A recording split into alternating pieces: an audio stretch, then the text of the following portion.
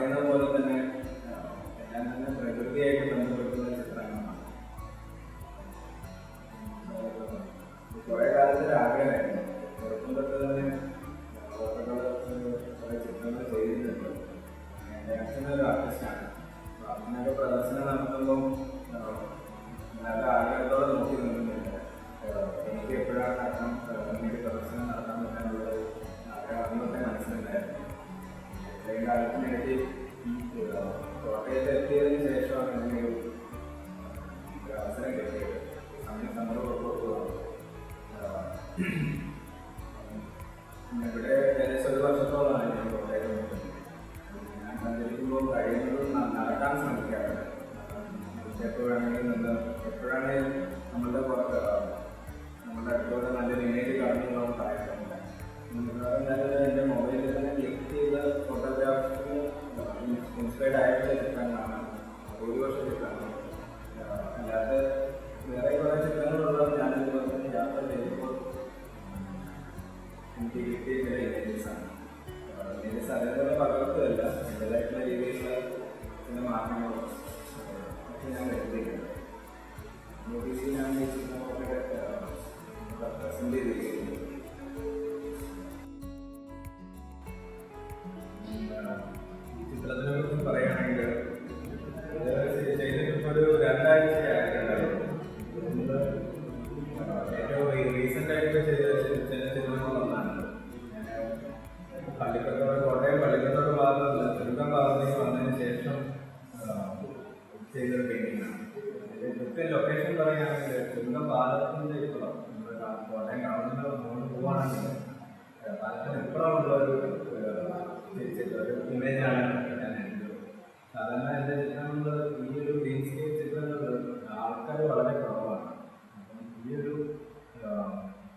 ഇതിലേക്ക് വരുമ്പോഴേക്കും ഒരു അച്ഛൻ്റെ ഒരു മലകളുള്ളതാണ്. എനിക്ക് വളരെ ഇൻട്രസ്റ്റിംഗ് ആയിട്ട് തോന്നി ആ ഒരു ആംബിയൻസ്. ഒരു വല്ലാതെ ലൈറ്റില്ലാതെ വെയിലല്ലാതെ ഒരു മഴ പെയ്ത് തുറന്നൊരു സമയമായിരുന്നു. ഞാൻ കുറച്ച് ഉയരത്തിൽ നിന്നാണ് ഞാൻ ഫോട്ടോ എടുത്തത്. ഞാൻ മുകളിൽ അവർ താഴെ മുകളിലേക്ക് കയറി വരിക. എന്നെ കണ്ടിട്ടുണ്ടാവില്ല, പെട്ടെന്ന് ക്ലിക്ക് ചെയ്തു. അങ്ങനെ ഒരു ഫോട്ടോഗ്രാഫിന് ഇൻസ്പയർഡ് ആണ്. അതുപോലെ പോലെ ഞാൻ എൻ്റെതായിട്ടുള്ള രീതിക്ക് വെറുതെ ചിത്രത്തിൻ്റെ ഭംഗിക്ക് അങ്ങനെ എൻ്റെ ഓരോ ചിത്രങ്ങൾക്കും ഇതുപോലുള്ള ചെറിയ ചെറിയ ഓരോ സ്റ്റോറീസ് ഉണ്ടാവും. ഞാൻ കോട്ടയത്തിൽ നിന്ന് ചുണ്ടത്തേക്ക് നടത്തുന്നതിൻ്റെ ഇടയ്ക്ക് എടുത്തത് പരമ്പരയിൽ കുറച്ച് വ്യത്യസ്തമായിട്ടുള്ള ചിത്രമാണ്. ഞാൻ ഉൾക്കൊള്ളിച്ച മിക്ക ചിത്രങ്ങളും കേരളവും ഇന്ത്യയിലെ പല ഭാഗങ്ങളാണ്. ഈ ഒരു ചിത്രം ഞാൻ ജർമ്മനി പോയപ്പോൾ എടുത്തൊരു ചിത്രമാണ്. അതുകൊണ്ട് തന്നെയാണ് അതിൻ്റെ കളർത്താലും ഞാൻ തന്നെ വ്യത്യാസമുണ്ട്. എന്ന് പറയുമ്പോൾ ഞാൻ പഠനത്തിൻ്റെ ഭാഗമായിട്ട് വളരെ ജർമ്മനി പോകാനൊരു അവസരം കിട്ടി. ഹാംബർഗ് എന്ന സ്ഥലത്ത് അവിടെ ഞങ്ങളുടെ ഒരു എക്സിബിഷൻ സംഘടിപ്പിക്കാൻ പറ്റി. അങ്ങനെയുള്ള സമയത്ത് ഒരാഴ്ചത്തോളം ഹാംബർഗിൽ ഉണ്ടായിരുന്നു. ഞങ്ങൾ എക്സിബിഷൻ്റെ വർക്കുകൾ ചെയ്ത് കഴിഞ്ഞതിന് ശേഷം വെറുതെ നടക്കാനായിട്ടാണ് ഞാനും എൻ്റെ കൂടെ പഠിക്കുന്ന ഒരു അധ്യാപകയും കൂടെ എൻ്റെ കൂടെ ഉണ്ടായിരുന്നു.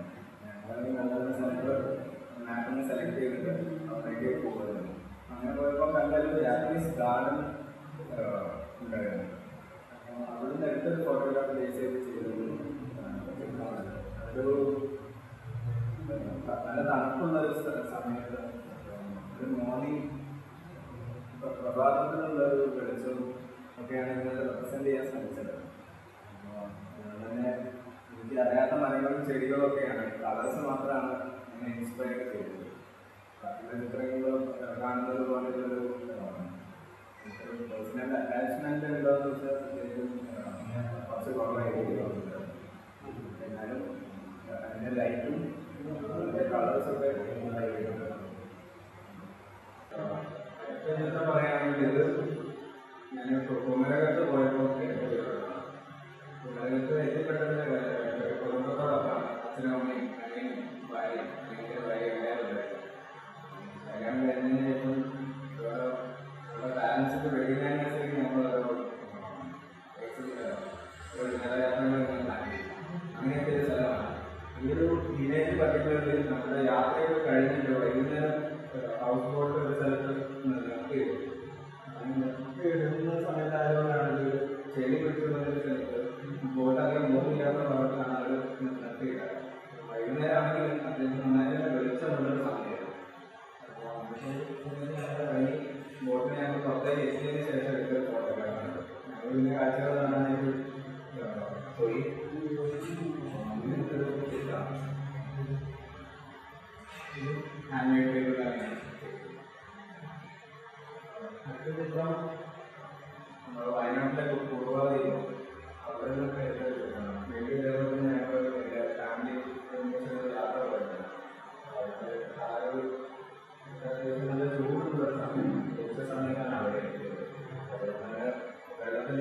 പ്രൊഡക്ഷൻസും ഷാർക്കും അങ്ങനെ ഒരുപാട് യുണൈറ്റഡ്സിൽ കൊണ്ടുവരാനുണ്ട്. അതിനുള്ളൊരു ശ്രമമാണ് നാട്ടിൽ വേണ്ട ചിത്രങ്ങൾ വ്യത്യസ്തമായിട്ട് ആനിമേറ്റുകളല്ല ചെയ്യുന്നത്. സാധാരണ ചാർട്ടേറ്റുകൾ നല്ലൊരു പ്രോപ്പർട്ടി ഉപയോഗിച്ചിട്ട്